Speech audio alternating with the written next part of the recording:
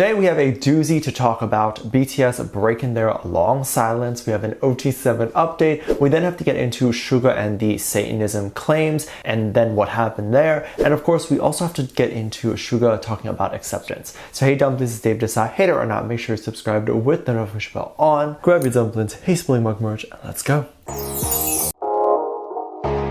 We need to talk about BTS first and what has happened with the members. We just got the song Take Two and it just dropped. The audio track is currently available on YouTube and we finally get to hear the boys sing and their beautiful vocals all together once again. Every member of BTS actually took some time to make sure to update their social media upon the release. So I guess HYBE's team made sure to give the military boys a little text and let them know. J-Hope and Jin, I believe, would not be allowed to physically post as that would be considered work, like on the feed. I'm not entirely sure, but J-Hope updated his story on IG to show that he is listening to the song, and then Jin just left a comment on Weverse. Jin commented, as expected of BTS. Jungkook actually left his comment to say that he forgot how this song sounded or certain parts of the song, and talked about how it was recorded a long time ago.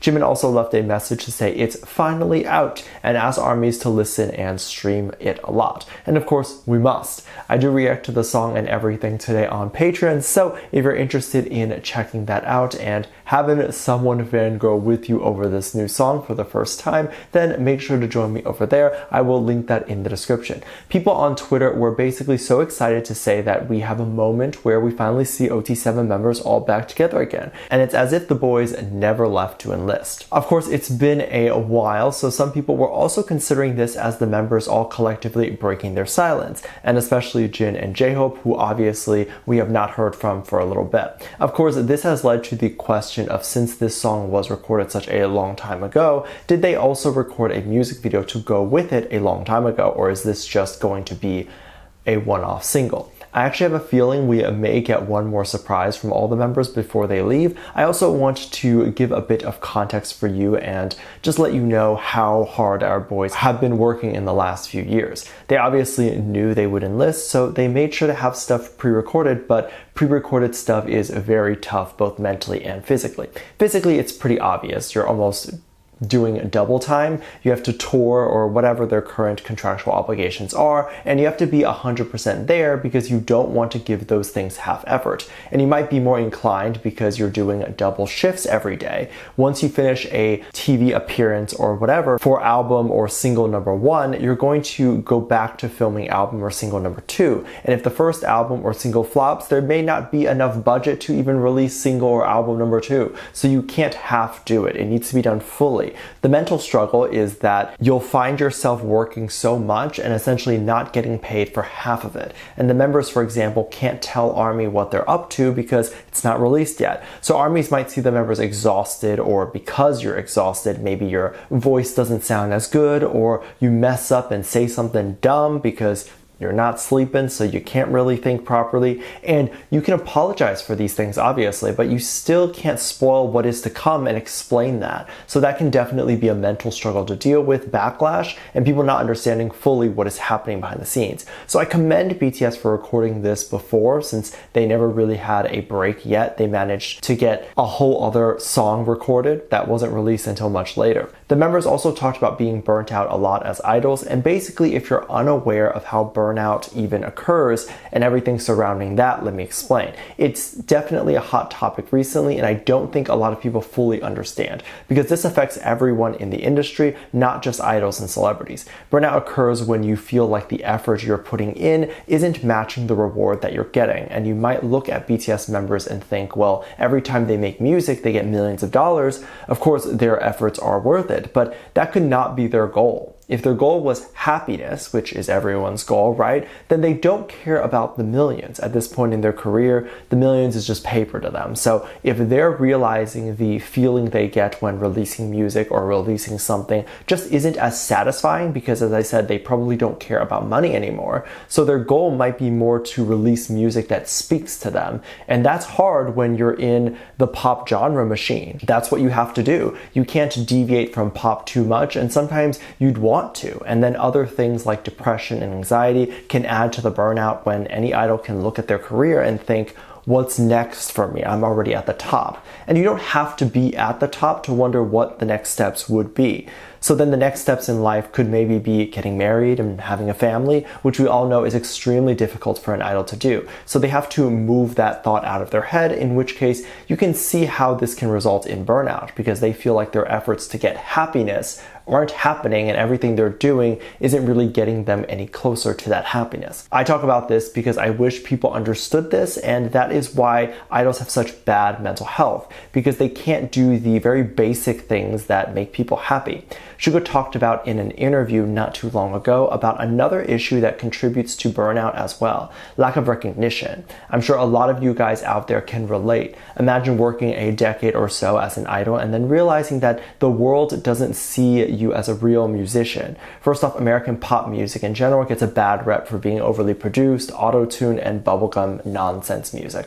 Then K-pop on top of that is almost not even seen as real pop music. So then that becomes almost like even less respected than American pop music. Suga talked about how among his friends, they know he is a real musician and he is capable of a lot of good and meaningful music, but the general public thinks he's a pretty boy that got lucky. Every Asian man that gets to the top is accused of family connections, coming from a rich family, and using their money. And these things are just not true. Suga literally had nothing when he was a trainee. When Suga was going around meeting with ESPN, people called him just another rich Chinese boy. That is how they justified a quote-unquote pretty boy getting the opportunity to meet sports idols. Can you imagine working so long and feeling like you've made headway and have disproved those terrible stereotypes only for you to get comments like that? So this is all how burnout occurs, and burnout is a real medical condition. Like, people believe your brain actually physically changes shape because it causes insomnia, headaches, many things. Suga in this interview talks about acceptance and finding that there are a lot of more people who have accepted Suga and BTS members, and that he is glad that people have accepted it. What a lot of people have had a difficult time accepting was the recent collaboration with Halsey and Diablo 4. El Diablo in Spanish means the devil, and this is a game that Halsey and Suga were asked to be a part of and create the trailer for. Halsey and Suga are good friends, and Diablo was using a couple of Halsey's songs for some of the promo already. So it was likely that Halsey was asked to do the trailer, and then maybe she asked Suga if he could jump on it too. That's just my conspiracy theory. The song is called Lilith, and the story of Lilith is complicated, but it's basically a female demonic figure in Jewish folklore, and there's like 50 million versions of her story, so I won't get into it. But Halsey and Suga got to film a music video for this song, and I believe Halsey is greeting or meeting Lilith in the music video. The music video got a lot of backlash because of the demonic references, and armies online began calling it a worship of Satanism. Specifically, they were just mad at Suga for participating in that video that had satanic references, and claims that Suga is worshiping the devil. Claiming this was almost like Suga's coming out video or finally talking about his real beliefs. I think these claims are wild. Every single celebrity in the last century has been accused of worshiping the devil, like the Beatles, Marilyn Monroe, Michael Jackson, you name it. K-pop idols tend to not have these claims as much because they avoid any angel or devil topics in their music. This is just to avoid any controversy or misunderstanding.